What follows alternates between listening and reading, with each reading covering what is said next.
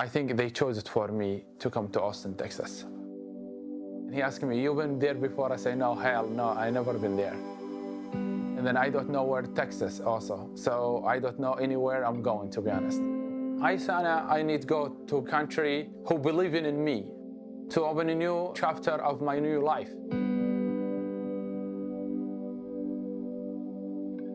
When people think refugee, I'm one of them.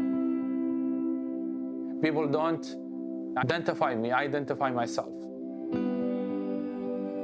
Hello, my name is Qusay Hussein. I'm 29 years old.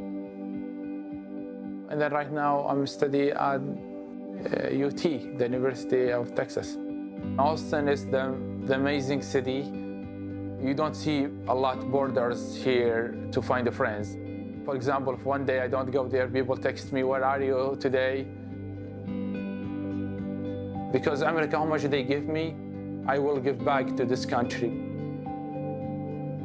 To be honest, everything back to the community, to the society.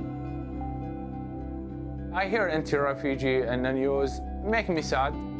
Most refugee, when they enter, they look just for a new life because they could not tolerate the situation in their country. My life before I get my accident was very cool. We live in a kind of small town outside Mosul. I am in a big family actually, like 6 brothers and 1 sister, and my mom and dad. We have a neighbor next to us. Me and Ibrahim was very close friends, like brothers, more than brothers.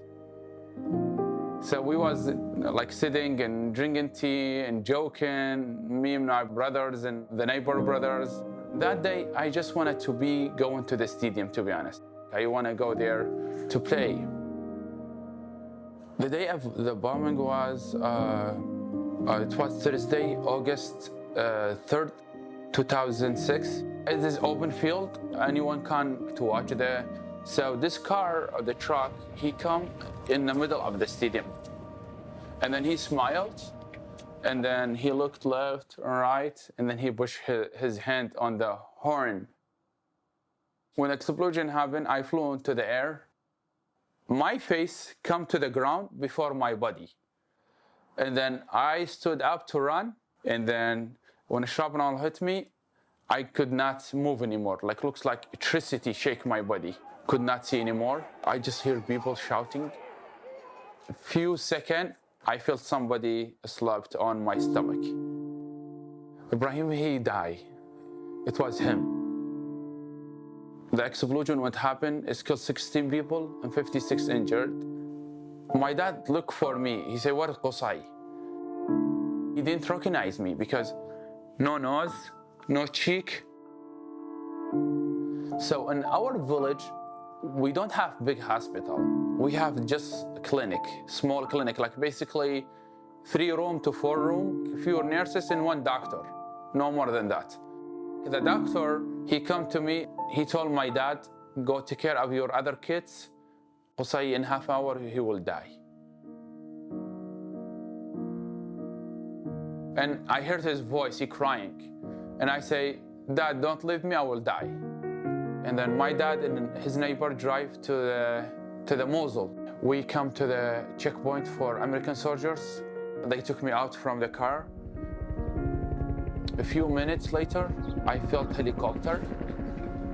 When they come to the ground, I heard a lot of people shouting in English, and then I went in a coma for 12 days. When I woke up, I don't know where am I. The interpreter, she told me, in your file is explosion. I start remember everything. I say, I don't care about myself. I said, where is my brothers? Because I know they was with me in the stadium. I told her, open my eyes. And she say, we could not open your eyes. Not today. So I'm in a coma for 12 days. So my family, they don't know any news about me. They did a funeral for me. When interpreter, he called my dad, he didn't believe it.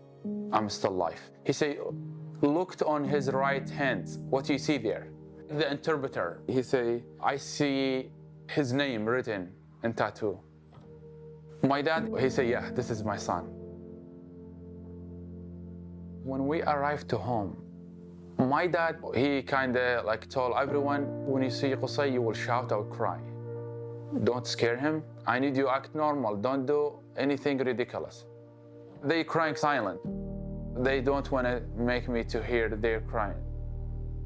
So 3 of his son injured in a room. Luay, Uday, and me. My dad, like, he does not sleep in the night because he just watch us if we need anything.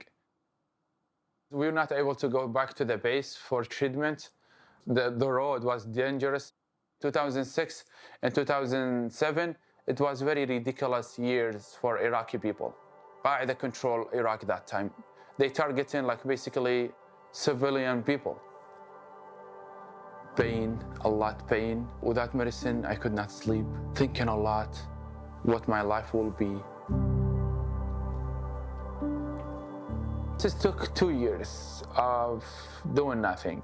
So one time I was listening to the TV and I heard about Doctors Without Borders. One of the report, he say, we are in Amman. In this surgical unit in Jordan, far from Baghdad. You could call this phone number, you see it down on the screen. Oh hell, I could not see it. And I ran to one of my brother. He dialed on my phone number and then I called.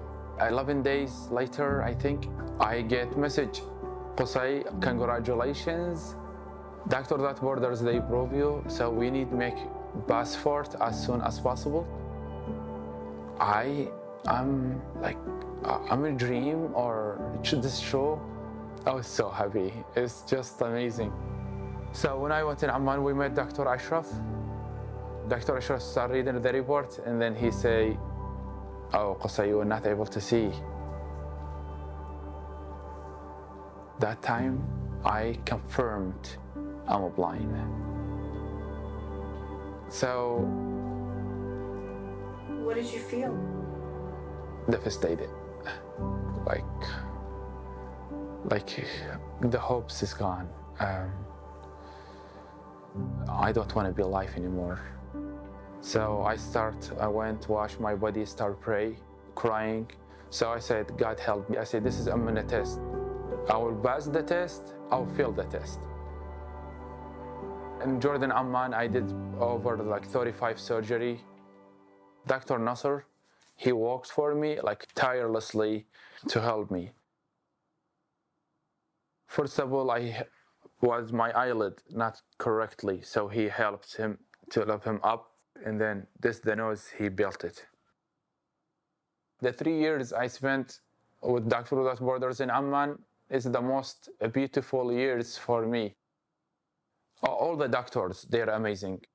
Nurses and people, they are all of them amazing, wonderful support.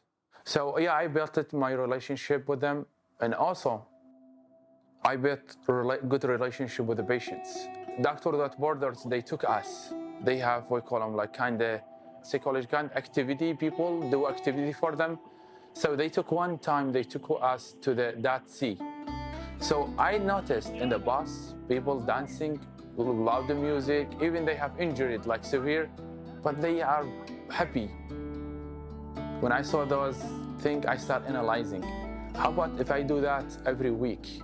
So I asked my friends, who like go next Friday to the Aqaba or Batra or visiting Bark or stuff like that? So I started doing that every single week, going there to the different places in Amman. The happiness, the smile, the places they visit, the picture they share, the pictures they send to their family. See, we went these places. I start feel independent with my friends, and I start navigate the downtown of Amman on my own.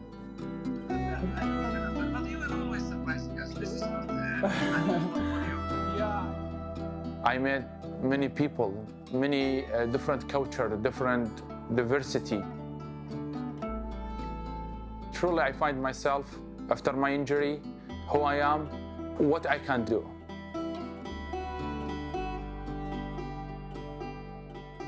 My main goal is to get education, to start speaking English, to learn a new language, open a new page for my new life. I did apply for refugee status. My family was scared when I tried to come to the United States, especially as my dad, he rejected the idea completely. Beginning when I settled in the US, I was like, I wished I listened to my dad, because it was difficult for me. I spent many also nights crying. It's not easy. And then my caseworker bring me food. I told him I need to be out. I need to see human reaction. I need to be seeing people because I feel like tired from sitting here just by myself. He took me one of the stores. I heard a lot of people talking, so I thought I'm in heaven. After that, he registered me with the church, with the organization called Interfaith Action of Center, Texas. They teach refugee to learn English. And then after 4 months, I started able to communicate in English. And then I moved to the Austin Community College for ESL. When I took GED, I was very hesitant to take it because my English is not that great. And I get the second high scores in the region. From Iraq is hoping to make a difference with his first step being going to college here in Austin. And he's sharing his... After I finished my GED in 2016, I started working for my associate. Each one of us have something to learn and something to teach. In the fall, I will transfer to the University of Texas to pursue a bachelor's degree in psychology.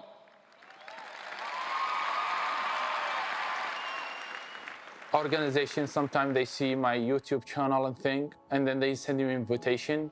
I motivate others. I just want to help others. People come to me after the event and talk to me, say, you changed something in our life today. So I feel happy about that. First speech I gave here in Austin, it was a lot, like 250 people attend my speech. So they film it for me and they send it to me and I send it to my family. When they saw it, they was crying. But my dad, he said, because I saw you, how you are on the stage. And then people stood up after you finish your speech. Right now, I think he's very proud of me. And I'm trying, I promised him to get my PhD because I told him when I left, I said, one day I will be doctor. So I'm still on my promise for him. I wish God give him long life. He see my graduation and graduate with my PhD.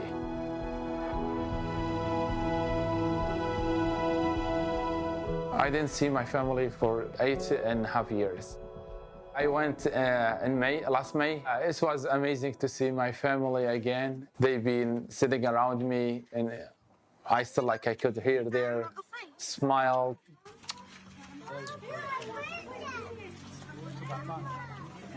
My dad, he told me for example, 1 month, they just eat tomato paste with oil. House of my dad, one of them get bombed. Thank God they barely made it.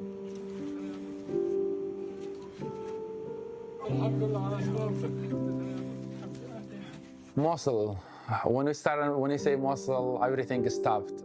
Around 500,000 people have fled Iraq's second largest city, Mosul. ISIS entered Mosul 2014. So basically they stayed there 2 years. Everything, historic, human, everything destroyed. Mosul need help from everyone. When I went there, trust me, I cried.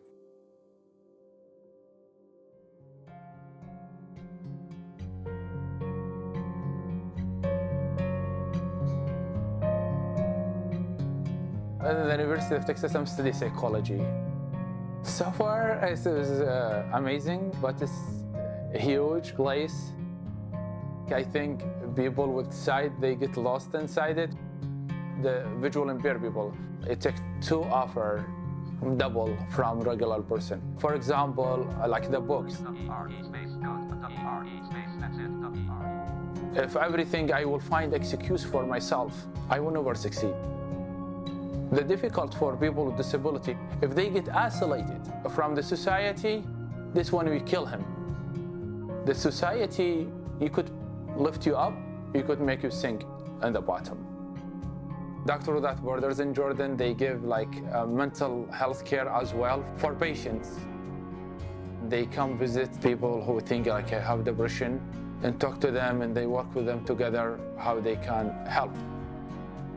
When you listen to someone, you make them relief. I thought this is a good way to help others, so I decided to become a psychologist.